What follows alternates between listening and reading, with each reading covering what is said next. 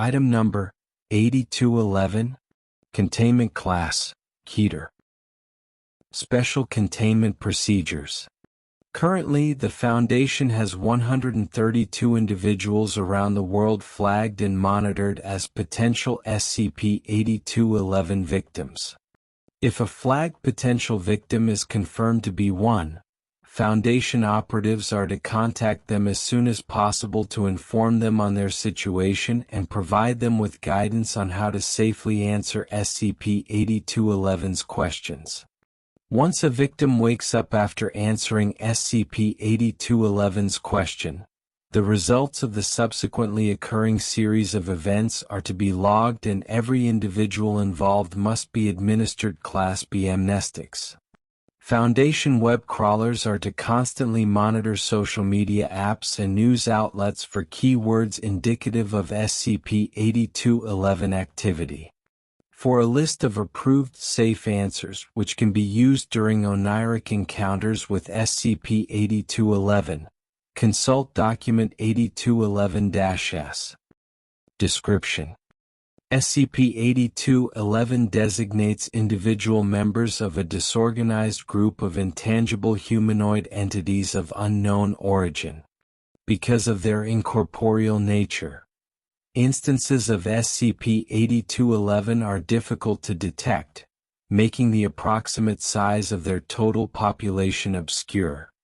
Even though only 637 SCP-8211 sightings by either civilians, Foundation personnel, or members of other groups related to the anomalous have been confirmed to this date, the actual number of SCP-8211 instances actively circuiting the world undetected at any time is most likely much higher than this count.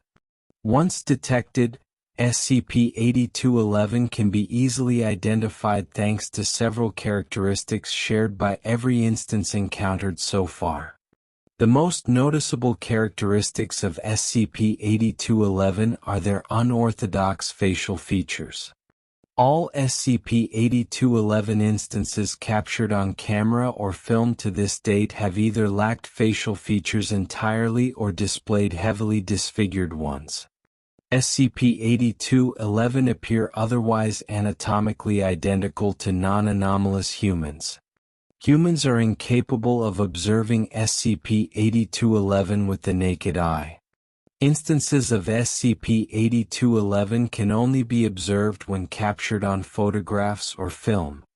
Instances which have been captured on film often begin to display erratic behavior after being observed for prolonged amounts of time, such as attempting to hide in their victims' blind spots to avoid being seen or becoming hostile and attempting to damage the device they're being recorded on. It is unknown if non-human animals can visually detect SCP-8211, although numerous pet owners haunted by SCP-8211 instances have reported their household pets occasionally becoming agitated and aggressive seemingly without provocation. These spontaneous fits of aggression could indicate some animals, such as domestic dogs and house cats, are capable of detecting SCP-8211's presence. Footnote 1. Additionally, some flying insects such as flies, bees, and butterflies can be attracted to the presence of SCP-8211. These animals can make an SCP-8211 instance's presence known to humans by frequently moving in circles around it, although they do not appear to have the ability to interact with them physically. SCP-8211 do not appear to be bothered by these entities. All attempts to physically engage with an SCP-8211 instance have failed and will usually be met with hostility from the entity.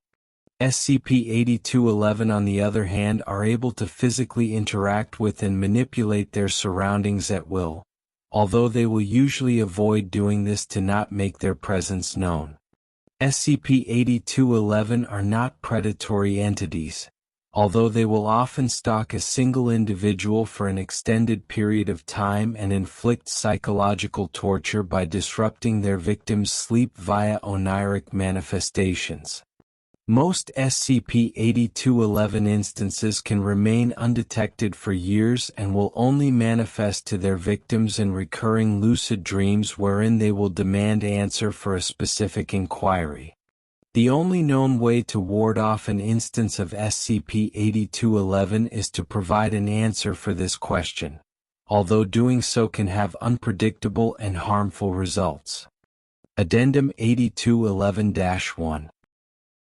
Over 1,300 deaths, disappearances, thefts, break-ins and various other criminal cases have been linked or suspected of being linked to SCP-8211 since 1936. The rate of SCP-8211 sightings has seen a massive increase with the invention and advance of surveillance technology, leading to more aggressive behaviors on SCP-8211's part. An extremely high, presumably between 5,000 and 100,000, number of audio distortion and camera malfunction incidents are suspected of being caused by SCP-8211 every year. Even though no advancements have been made on physically containing SCP-8211, footnote 2, incorporeal entity vacuum chambers have no effect on SCP-8211. The aforementioned developments have made it easier for the Foundation to flag and observe individuals targeted by SCP-8211 entities. Using recovered data, Foundation analysts have determined a rough pattern in how SCP-8211 select and harass their victims. For more information, refer to the logs attached below. Victim designation. Case number 8211-333. Name: Myakin Isaac Vadamovic. Status: former Doctor of Philosophy specializing in ontology at Caucasian State University named after N.F. Katanov, Abakan, Russia. Deceased at age 63. Relevant notes: Dr. Vadamovic was found to have died in their sleep on June 21, 1968. Post-mortem examination showed Vadamovic's skull was empty of any brain tissue. The forensic doctors also reported that the subject's cadaver lacked a central nervous system, which was determined to be the cause of death. Investigation of Dr. Vadamovic's private journal and photo albums confirmed that not only were they a victim of SCP-8211, but were also aware of the nature of their situation for more than 3 years. All evidence suggests Vadamovic kept this secret from their close ones for years, fearing SCP-8211 might hurt them if they revealed the truth. The contents of their journals provided insight into Vadamovic's internal dialogues over the years. Most of them were focused on finding an answer to SCP-8211's question. Victim designation. Case number 8211-534. Name: Maxi Deemer. Status: currently alive and aged 37. Residing within a mental health institution in Stuttgart, Germany. Relevant notes: Mr. Deemer reportedly had been frequently experiencing recurring lucid nightmares involving a faceless man since age 14 and seeking psychiatric help to alleviate the stress caused by these dreams. During interviews with undercover Foundation operatives, Deemer's high school teachers described Deemer as a highly reclusive but intelligent student with a particular interest in philosophy classes. Deemer's high school philosophy teacher stated that he was heavily influenced by Cartesian philosophy, and interviews with Deemer's parents as well as inspections of his book collections further evidenced his interest in the work of French philosopher Descartes. Footnote 3.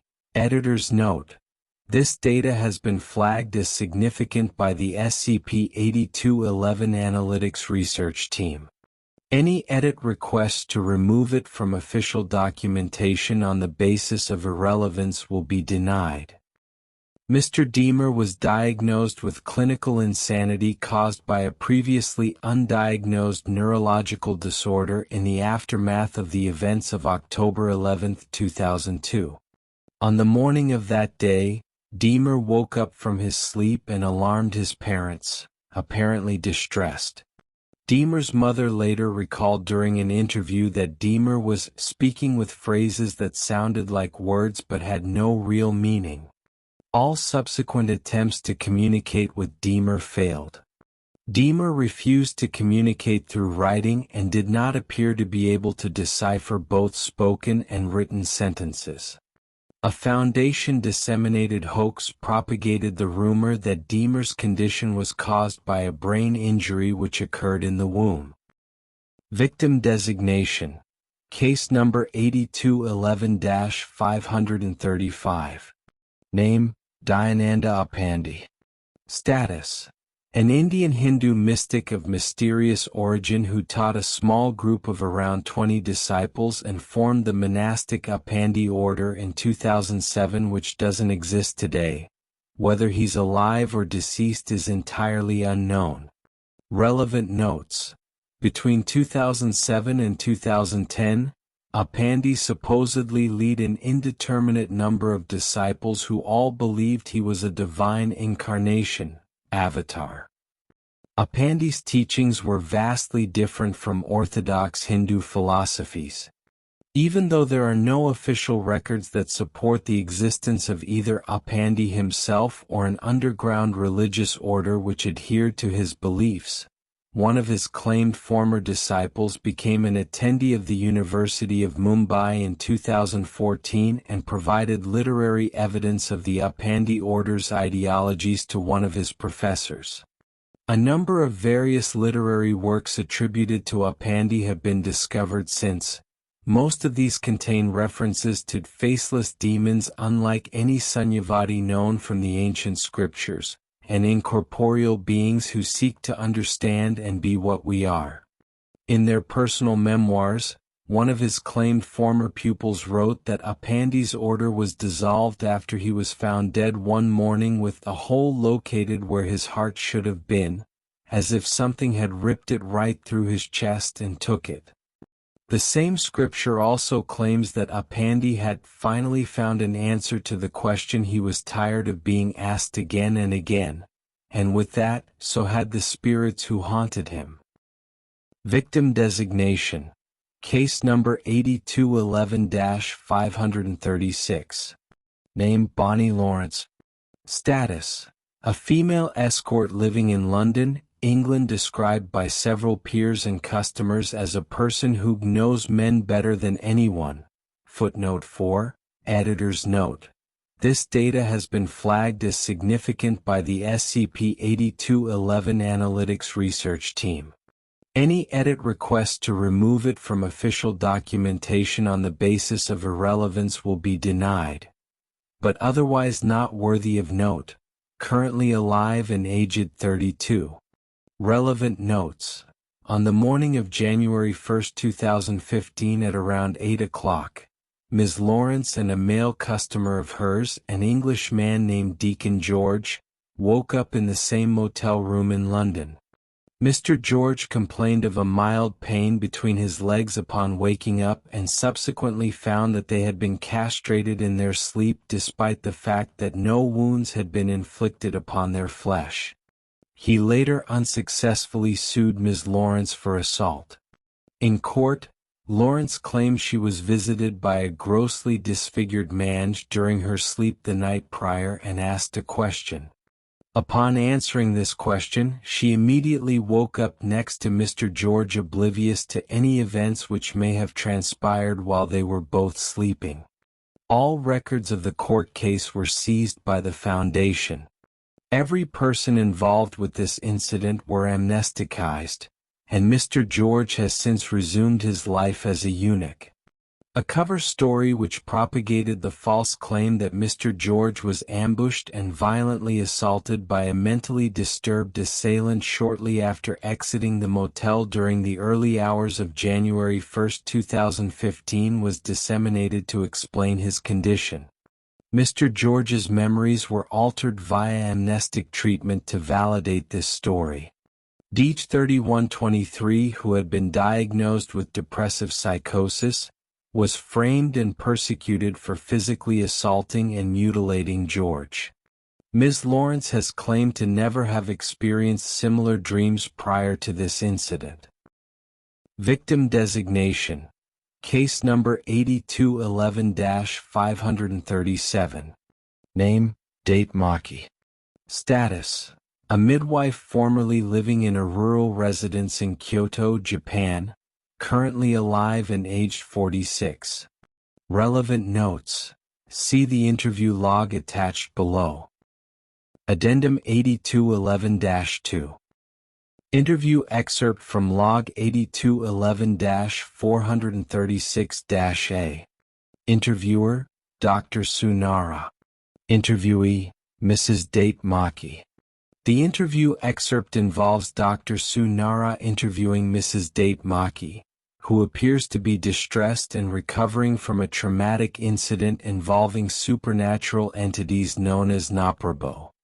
Mrs. Date describes an unsettling situation where her house was invaded without any signs of forced entry, suggesting the involvement of these entities. She mentions recurring vivid dreams filled with repetitive questioning by spirits that caused her significant psychological distress. In the dreams, Mrs. Date was constantly asked, "What is the thing that makes a man what he is?" This question tormented her until she concluded that family defines a person's essence. However, revealing this answer to the spirit inadvertently led to her family disappearing, leaving her distraught and alone. The interview is cut short as Mrs. Date breaks down, overwhelmed by her loss and the horrifying experiences.